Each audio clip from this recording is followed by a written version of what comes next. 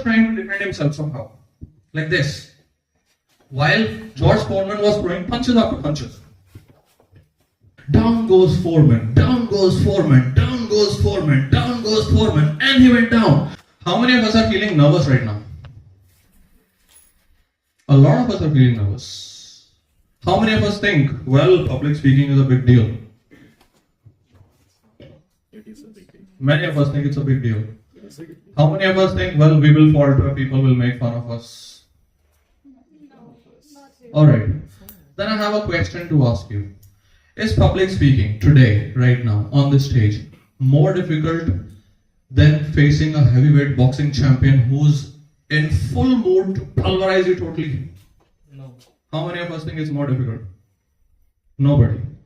Let me tell you a quick story. Have you heard about Muhammad Ali? Yes, sir. Yes, sir. One of the most famous boxers of all time. Yes. And have you ever heard about the less known famous boxer, George Foreman? He has also been a heavyweight champion. No clue? Okay, I'll tell you a story. In 1962, a match happened between Muhammad Ali and George Foreman. I'll give you the details of it. I will tell you everything about that match, and then you would figure something out. So the name of that match is Rumble in the Jungle.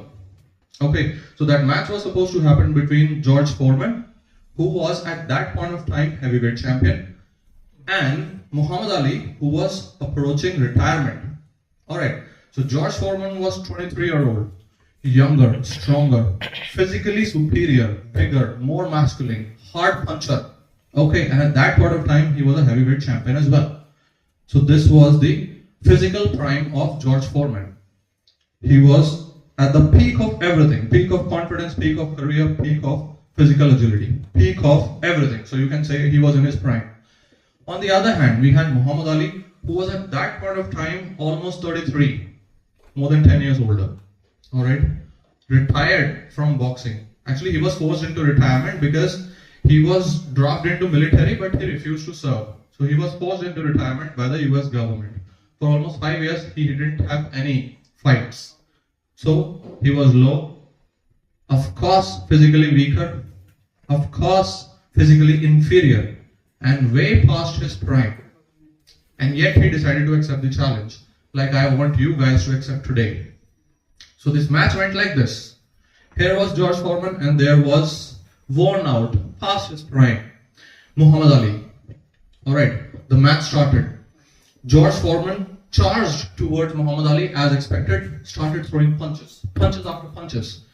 The punches were so brutal, so hard, there was so much force per square inch in that punch that he was landing on Muhammad Ali that he couldn't do anything about it but to defend himself against the ropes. Round 1, super tough, could not land a single punch. Round 2, similar. He was stuck against the ropes and just trying to defend himself somehow. Like this. While George Foreman was throwing punches after punches. And he had no defense. Of course, George Foreman was in his prime, and of course, he was nearing retirement. Round 3 went similar.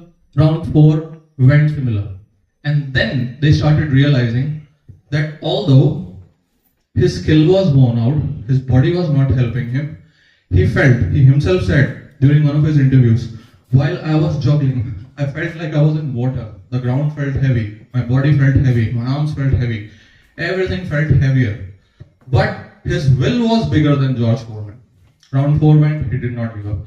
By the time it was round 5, because George Foreman was relentlessly and mindlessly throwing punches upon punches, what happened? He started wearing out. His gas started running out and he started breathing heavy. And then round 6 approached. Muhammad Ali started in fact poking him. Landed a few punches, poked him, and then again went back to the rope. Again went against the rope, and then bang, bang, bang, punches were thrown up upon him. The commentator in that boxing match said, it's not an exhibition match. It's not some match to win heavyweight championship. It's a suicide match. And Muhammad Ali is out there to commit suicide. He will die in this ring tonight. That's what he said. Alright. And then round 7. And then round 8. which was the decisive round. In that round, what happened? Muhammad Ali was again trying to somehow survive the match. Alright, while George Foreman was throwing punches upon punches, did not give a damn where the punch landed, did not give a damn whether Muhammad Ali would get hurt. He just wanted to destroy him and his legacy. Alright, and then there came a period when George Foreman's punches started slowing down. And that's when Muhammad Ali saw the opportunity. He landed a combination of punches. One jab, one to the body, and then one hook. And George Foreman just could not handle these mere three punches from Muhammad Ali. As a result, dropped on the floor. And the referee started the count. 1, 2. He was just lying there, could not move. 3, 4. And then finally he started making movement. 5, 6. He tried to use the ropes to get up. 7, 8. He was on his knees. 9. And then 10. And then the bell rang.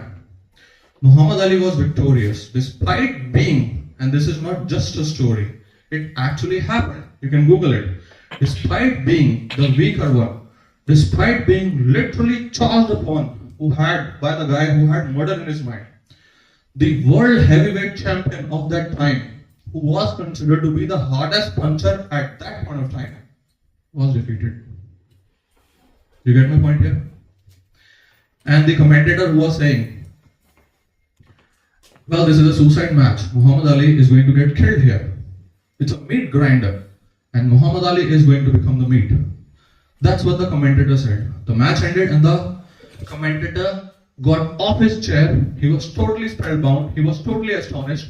And what were his words then? Down goes Foreman. Down goes Foreman. Down goes Foreman. Down goes Foreman. And he went down. Muhammad Ali has won. Muhammad Ali is victorious. This is absolutely shocking. This is history. These were his words a couple of minutes later. Alright. And Muhammad Ali went to one corner of the ring, to the other corner of the ring, to the third corner of the ring. Anyway, what do you get from this story, this entire incident? Tell me. Your willpower has to be bigger than your circumstances. You may not have it in you, but if you have the right will, you will learn to have it in you. Alright. You may be feeling nervous, but if you have the will, you can overcome that nervous. Alright. You may think you're not good enough, but if you have the will to face the challenges, eventually you will grow bigger than the challenges and eventually you will overcome them. This is what we learn from that story. Now I want you guys to put yourself in the shoes of Muhammad Ali. Imagine that this public speaking competition or challenge today is the George Foreman, ready to pulverize you, throwing punches at you, but your will should be bigger than your challenge. Do you get me? Yes. Now, how many of us think we are going to rock? Okay. How many of us are feeling nervous now? How many of us think we can beat our nervousness now?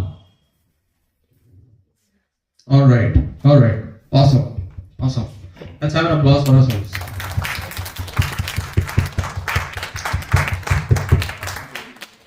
And now let's begin our drill, shall we? Yes, sir. So now from this moment onwards, I'm going to take that chair. I'll just be sitting at the corner. This entire stage is yours, the podium is yours, the mic is yours. You will be handling the entire drill. You will be participating. I'll just be supervising from that corner. Fair? I'm going to announce the name of the first anchor, leaving the mic here for the anchor.